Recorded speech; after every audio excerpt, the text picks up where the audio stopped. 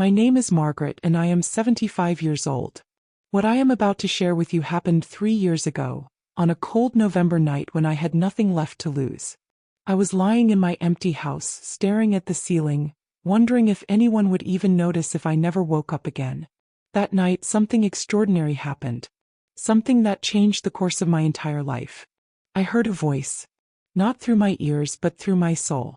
It was gentle yet powerful, unmistakable yet impossible to explain. The voice of God. He spoke to me in the darkness of my bedroom, and his words were simple yet profound. He told me there were 5 things I needed to do every single day. 5 commands that would transform my life if I had the courage to obey them. At first, I thought I was losing my mind. Who was I, a broken old woman, to receive messages from the Almighty?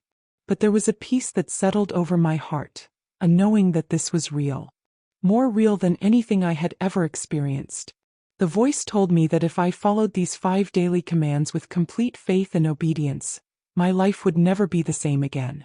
Everything that was broken would be made whole. Everything that was lost would be found. Everything that was dead would come alive again. I want to share this story with you because I believe God still speaks today. He speaks to the forgotten, the abandoned, the ones who think their best days are behind them. That night he chose me. A lonely widow with more regrets than hopes, more pain than joy. But he saw something in me that I could not see in myself. He saw potential where I saw only emptiness. He saw purpose where I saw only meaninglessness. And through these 5 simple daily commands, he began the greatest transformation of my life. As I share this with you now, tears fill my eyes remembering that sacred moment. The moment when heaven touched earth in my ordinary bedroom. The moment when God whispered my name and gave me a reason to live again.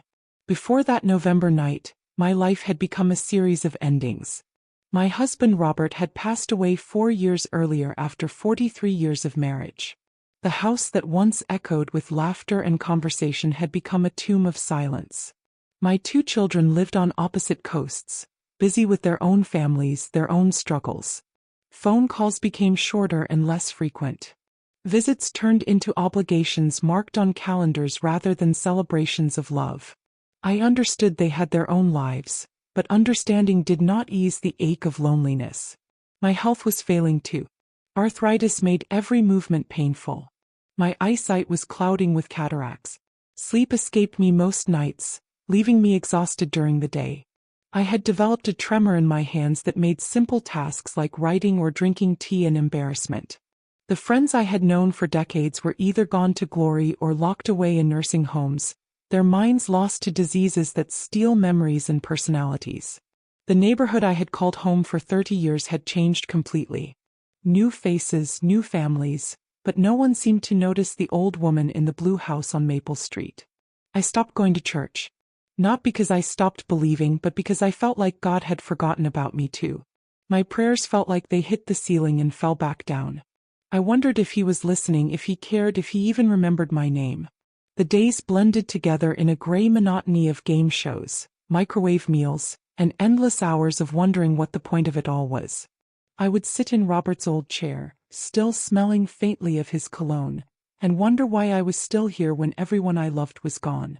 Depression crept in like fog, slowly at first, then thick and suffocating. There were mornings I could not find a reason to get out of bed. There were afternoons I would cry for no reason at all. There were evenings when I would go to bed hoping I might not wake up. I had become invisible even to myself. The woman who once taught Sunday school, who organized church potlucks, who was known for her warm smile and encouraging words, had disappeared somewhere along the way. In her place was a shadow, going through the motions of living without truly being alive. Financial worries added another layer of stress. Robert's medical bills had drained our savings. My small pension barely covered the mortgage and utilities. I was too proud to ask my children for help, too scared to admit how desperate things had become. That November evening, I sat in the darkness because I had forgotten to pay the electric bill. The house was cold because I was trying to save money on heating. I was hungry because my cupboards were nearly bare, but I was too tired to cook anyway. I remember looking up at the ceiling that night and whispering, "God, if you are really there, I need you to show me. I cannot do this anymore. I cannot pretend to be strong when I am completely broken." If there is any purpose left for my life, please show me. Please. The voice came in the silence that followed my desperate prayer. Gentle but unmistakable. Clear as if someone was sitting beside me in the darkness. The first command was simple yet profound. Write one thank you letter every day. Not an email. Not a text message. A handwritten letter expressing genuine gratitude to someone who had touched my life in some way. Could be someone from my past or present, someone famous or unknown, someone living or departed. But every single day I was to sit down with pen and paper and write with a grateful heart. At first this seemed impossible. My hands shook so badly from the tremor that my handwriting looked like a child's scribbles. I had not written a real letter in years. Who would I even write to? What did I have to be thankful for in my current state? But something deep inside urged me to obey. The next morning I found an old box of stationery Robert had given me years ago. The paper was yellowed with age, but it still carried the faint scent of the roses pressed between the sheets. My first letter was to Mrs. Henderson, my third-grade teacher who had passed away 20 years earlier. I wrote to her family, if any were still alive, sharing how she had seen potential in a shy little girl who was afraid to speak up in class. How she had encouraged me to read aloud, to believe in myself, to dream bigger dreams. The act of writing, of remembering goodness, of focusing on gratitude instead of loss, began to shift something inside me. My trembling hands grew steadier as the words flowed. My clouded mind became clearer as I recalled forgotten moments of kindness. I wrote to my childhood friend Sarah, thanking her for the summers we spent catching fireflies and sharing secrets. I wrote to the young cashier at the grocery store who always smiled and asked about my day. I wrote to the postal worker who had delivered mail to my house for 15 years with faithful consistency. Each letter became a meditation on blessing rather than loss. Instead of dwelling on what was taken from me, I began to see what had been given to me. Instead of focusing on emptiness, I started to notice abundance that had always been there, hidden beneath layers of grief and self-pity. After 2 weeks of daily letters, something remarkable happened. I received a phone call from Mrs. Henderson's daughter. She had found my letter in her mother's old address book and was moved to tears. She shared stories about her mother that I had never known, and we talked for over an hour like old friends. That phone call was the first crack of light in my darkness. Someone had heard me. Someone cared. Someone was grateful that I had taken the time to remember and honor her mother's legacy of kindness. The letters began to change me from the inside out. My focus shifted from what I lacked to what I possessed. My heart began to soften toward others and toward myself.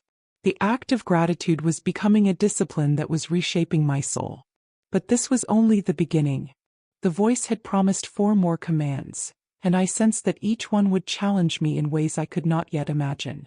Yet seeing the fruit of the first command gave me courage to continue. If such a simple act of gratitude could bring this much light into my darkness, what might the other commands accomplish? I began to eagerly anticipate each morning, wondering who I would write to, what memory I would uncover, what blessing I would rediscover through the act of putting pen to paper with a thankful heart. The second command came to me during my morning prayers 2 weeks after I had begun writing thank you letters. The voice was just as clear, just as gentle, just as impossible to ignore.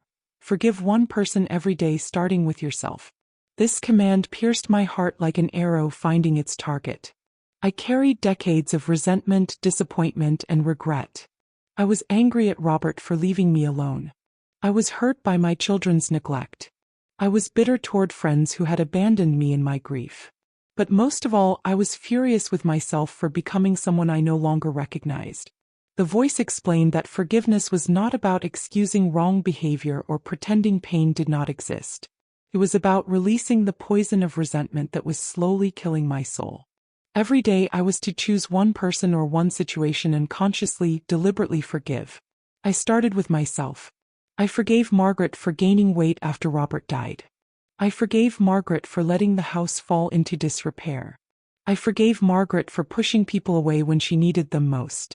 I forgave Margaret for losing hope, for giving up, for believing lies about her worth and purpose. Then I began forgiving others. I forgave Robert for dying and leaving me unprepared for widowhood. Not because he chose to leave, but because my anger toward him was preventing me from grieving properly and remembering our love with joy instead of bitterness. I forgave my son David for being too busy with his career to call more often. I forgave my daughter Linda for moving across the country and creating distance between us. I forgave my sister Ruth for not checking on me after Robert's funeral. Each act of forgiveness felt like removing stones from a heavy backpack I had been carrying for years. The third command arrived during my 4th week of obedience. Give something away every day. Not necessarily money, which I did not have much of, but something of value. It could be a possession, a skill, a kind word, a prayer, a helping hand. But every single day I was to practice generosity in some form. This command terrified me because I felt like I had so little left to give. My resources were limited, my energy was depleted, my social connections were few. What could a broken old woman possibly offer to others? But again, obedience opened my eyes to possibilities I had not seen before. I gave away books to the little free library in the park.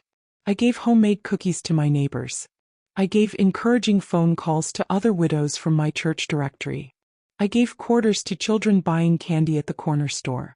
I gave my time by volunteering to read to children at the library once a week. My shaky voice did not matter to those little ones who just wanted someone to bring stories to life. I gave my prayers by keeping a list of people who needed intercession and lifting them up each morning. I gave my late husband's clothes to a homeless shelter, finally able to let go without feeling like I was betraying his memory. I gave my wisdom by writing letters to my grandchildren, sharing stories about their father and mother when they were young, creating connections across the miles. The combination of daily gratitude, daily forgiveness, and daily giving began to create a powerful transformation in my heart and mind. The depression that had shadowed my days started to lift like morning fog before the sun. The loneliness that had consumed me began to ease as I reached out to others instead of withdrawing into myself. People began to respond to this new version of Margaret. Neighbors started waving when they saw me outside tending to my small garden. The librarian looked forward to my weekly visits. Former church friends began calling to check on me, drawn by something different they sensed in my voice. My children noticed the change too. David remarked during one of our phone calls that I sounded more like the mother he remembered from his childhood. Linda actually extended her Christmas visit by 3 days because she said I seemed happier and more engaged than I had been in years. But even as I celebrated these improvements, I knew the hardest commands were yet to come. The voice had promised 5 daily disciplines, and I sensed that the next 2 would require even greater courage and faith than the first 3. Yet I had tasted enough transformation to trust that whatever came next, obedience would lead to blessing, even if the path seemed impossible from my limited human perspective. The 4th command arrived on a snowy February morning as I was writing a thank you letter to my late mother. The voice interrupted my thoughts with words that made my blood run cold. Face your greatest fear every day until it no longer controls you.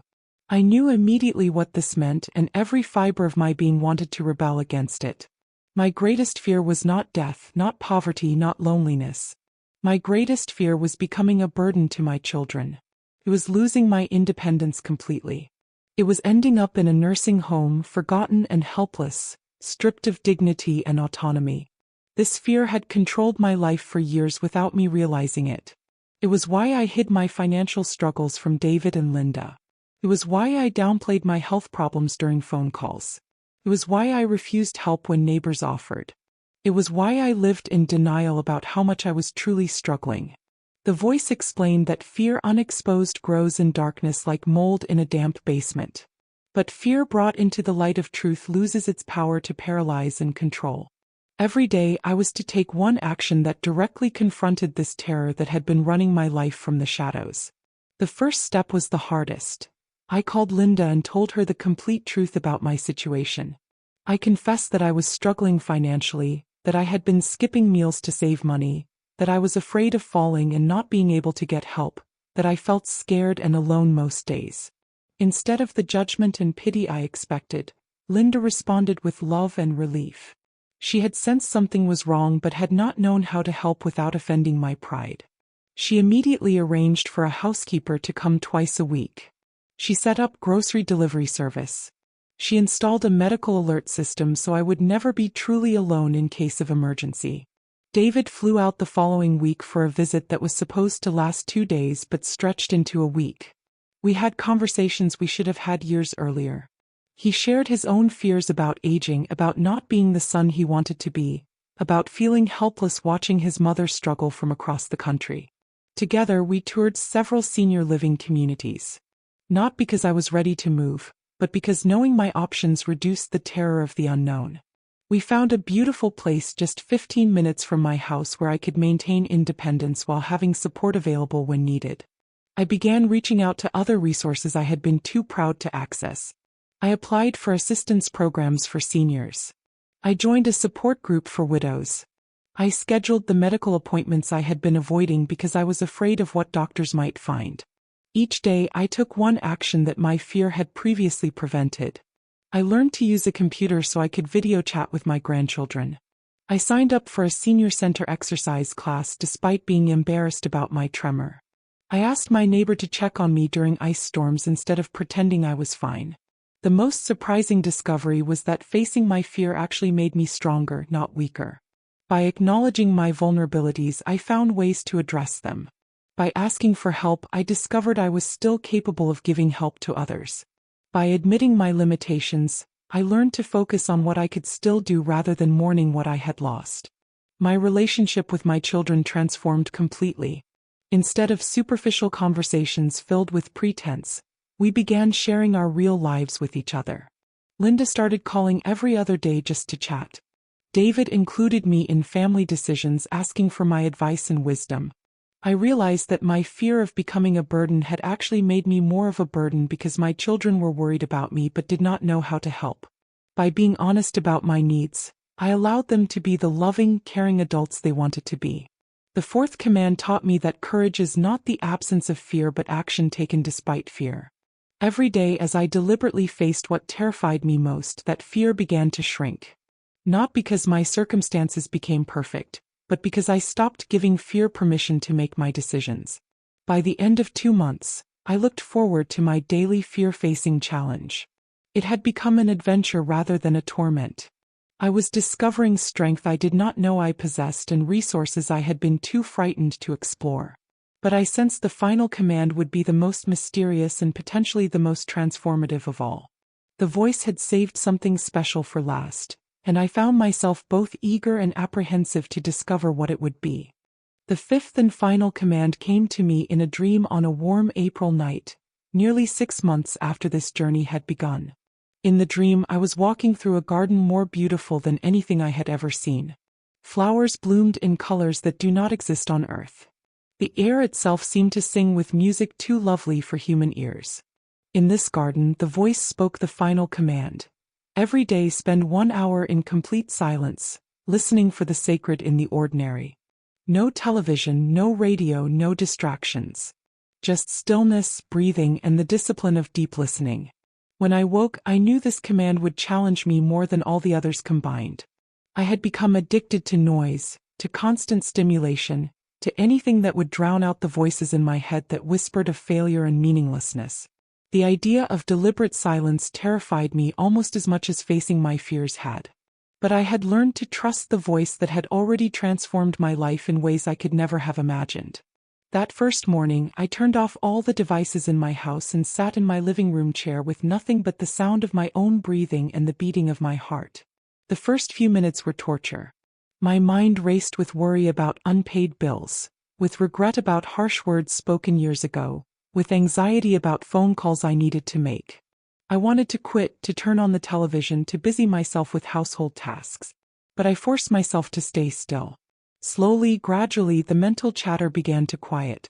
I became aware of sounds I had not noticed in years. Birds singing outside my window. The gentle hum of the refrigerator. The whisper of wind through the trees in my backyard. As the days passed, the hour of silence became the most precious part of my day. In those moments of stillness, I began to sense the presence of something greater than myself. Not always the voice that had given me the 5 commands, but a deeper knowing, a connection to the divine that I had lost somewhere along the way. I started having what I can only call visions during these silent hours. I saw Robert as a young man, healthy and laughing, and knew somehow that he was at peace and waiting for me. I saw my children as babies and felt overwhelming love for the people they had become. I saw my own life as a golden thread woven into a tapestry too vast and beautiful for me to comprehend. During one particularly profound silent hour, I experienced what I can only describe as being held by God Himself. Not with physical arms, but with love so complete and unconditional that every wound in my soul began to heal. Every regret was forgiven. Every fear was comforted. Every lonely moment was filled with the knowledge that I had never truly been alone. In the silence, I began receiving guidance about decisions large and small.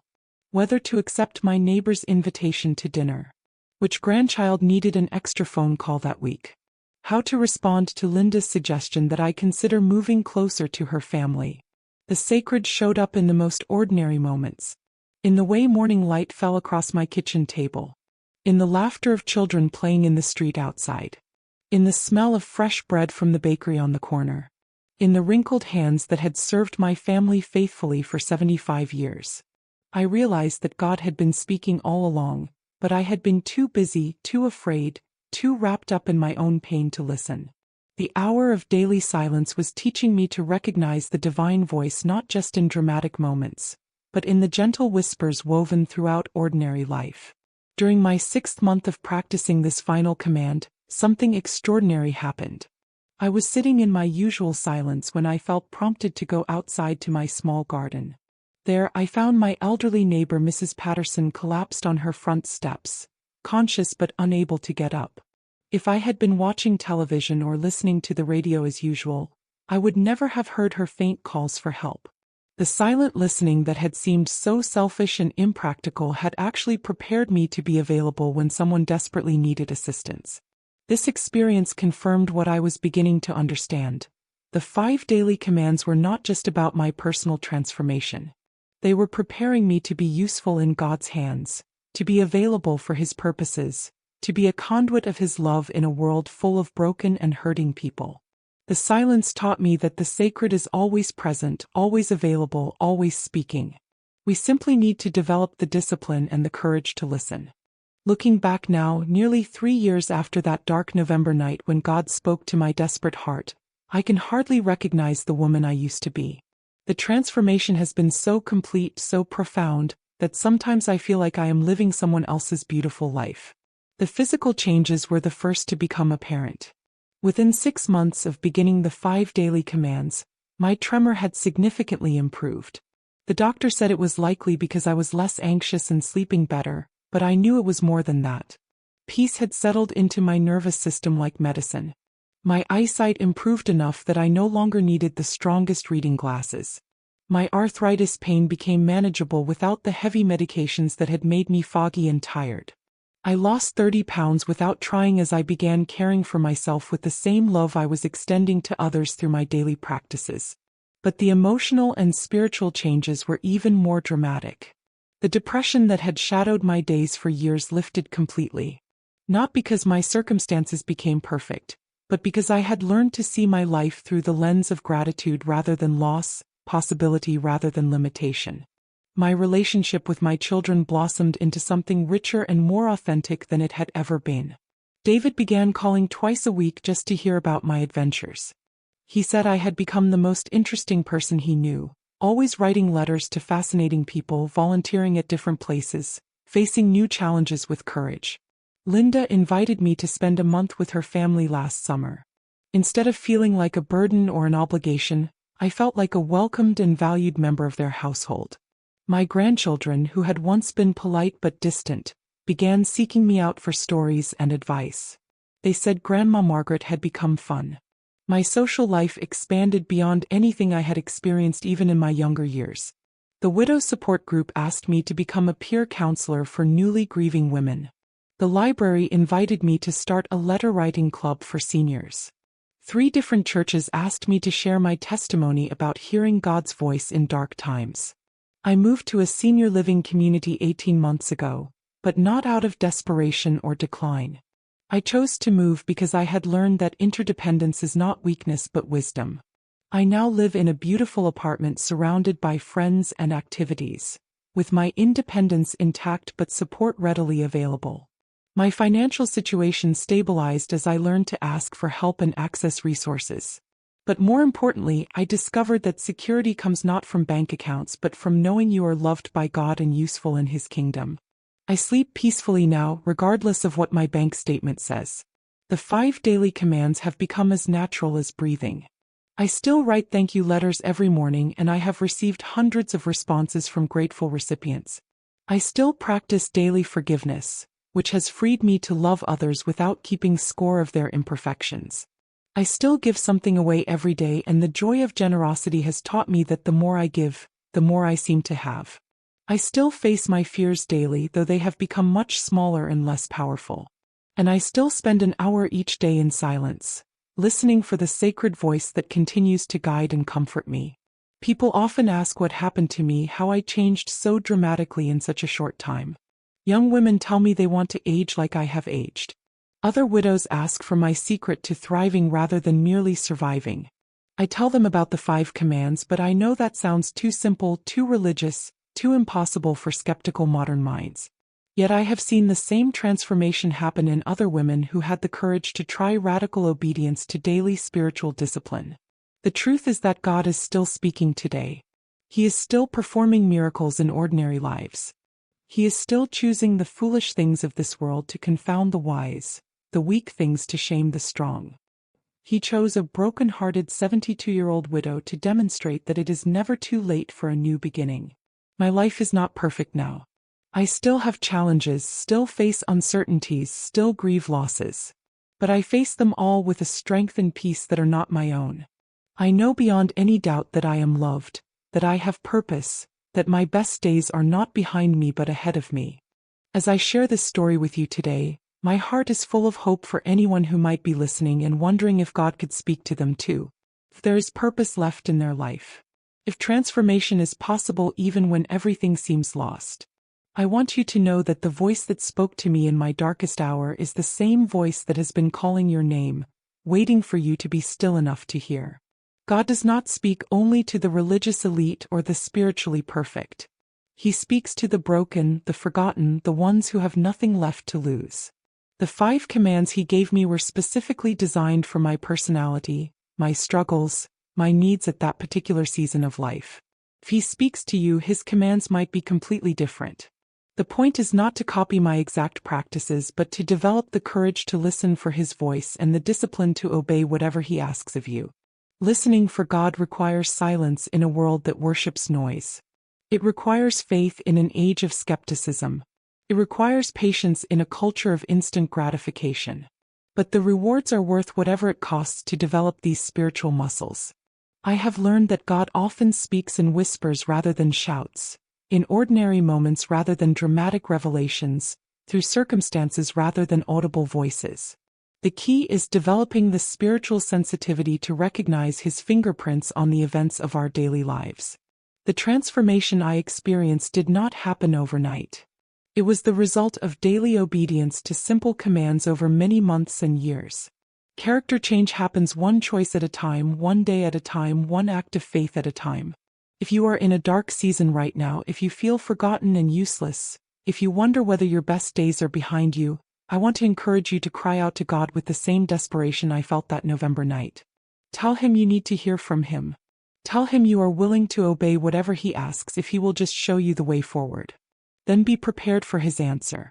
It might come in a dream, in a sudden knowing, in words that pop into your mind during prayer, in a Bible verse that seems written specifically for your situation, in advice from a friend who has no idea how perfectly their words address your need. God is not finished with you yet. No matter how old you are, how many mistakes you have made, how much you have lost, how forgotten you feel, He still has plans for your life. Plans to give you hope and a future. Plans to use your pain for His purposes. Plans to transform your mess into a message that will encourage others. I am living proof that 75 is not too old for God to do something completely new. That widowhood is not the end of usefulness. That depression is not a life sentence. That loneliness is not permanent. That transformation is possible for anyone willing to take the risk of radical obedience. As I close this story, I am praying for everyone who has listened to these words. I am asking God to speak to your heart the way He spoke to mine. I am believing that He will give you exactly what you need to take the next step toward the life He has planned for you. Remember that God chooses the weak to shame the strong, the foolish to confound the wise, the unlikely to accomplish the impossible. If He can transform a bitter, broken, hopeless old widow into someone overflowing with purpose and joy, imagine what He might do with your surrendered life. Listen for His voice. It is closer than you think. Your transformation may be just one prayer away.